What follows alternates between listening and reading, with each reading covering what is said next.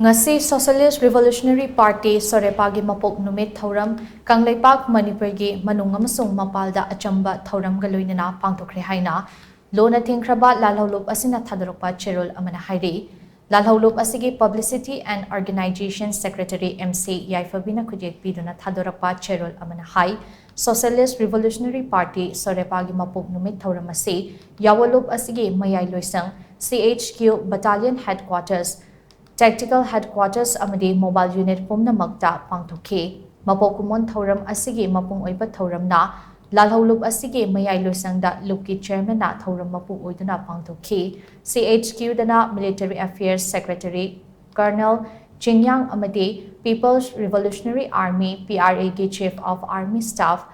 COAS Lieutenant Colonel Thoiba Mangang na Thouram mapu oiduna Pangthokkhre Thouram Pangthokhiba mafam pumnamakta lupki firal chingkhatpa Wezia amadi Kangleipak Manipur-gi ningtam yawol ihawasida lekhidraba yawoloi pumnamakki mafamda koknona ikai khumnaba utpa chairman na miyamda piba paujel pathokpana mapung oiba Thouram oikhe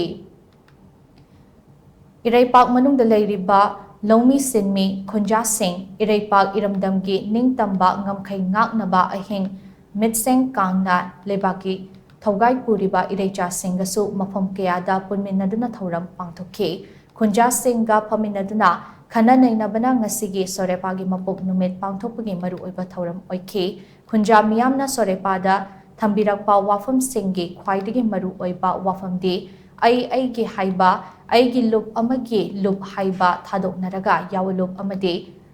Miyam Pumnamak Punminaduna Lebak Ase Kanminase Haibasine Ngamkhai Kannabagi Thoglakliba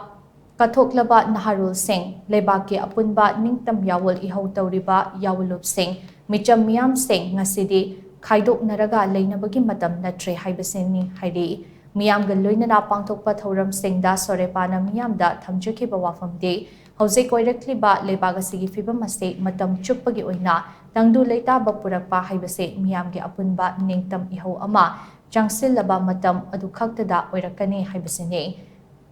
ngaihaki oiba solution thibana lebak asida kaihalakliba fibam ase aikoi punna khangminnaraga achumba yawul ihau ama jangsinbagi tangai fadaba adu